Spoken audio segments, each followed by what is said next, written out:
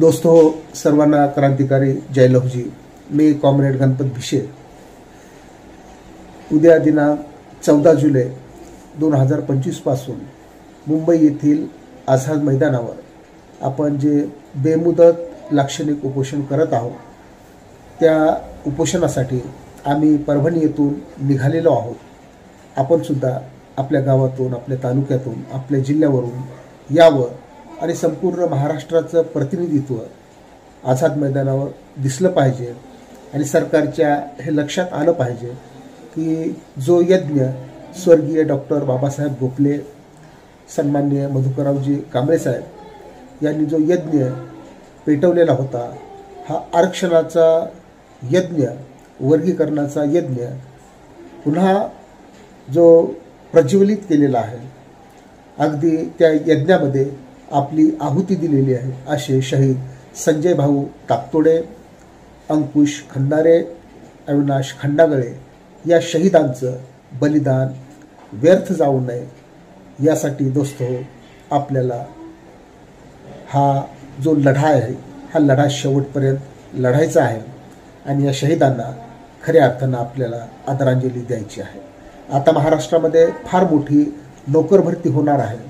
म्हणजे अक्षरशः परवाला न्यूजपेपरमध्ये बातमी आलेली आहे की 10,000 जागा ह्या एकट्या पोलीस खात्यातून निघालेल्या आहेत आणि अशा पद्धतीचे 200-250 विभाग महाराष्ट्रात या ठिकाणी नव्यानं सरकारी नोकर भरती होणार आहे।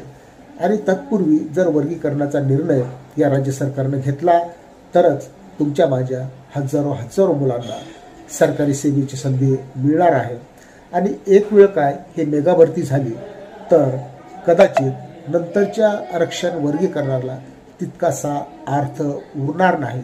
आणि म्हणून आता पावसाळी अधिवेशन, महाराष्ट्र विधिमंडळाचं पावसाळी अधिवेशन मुंबईमध्ये सुरू आहे।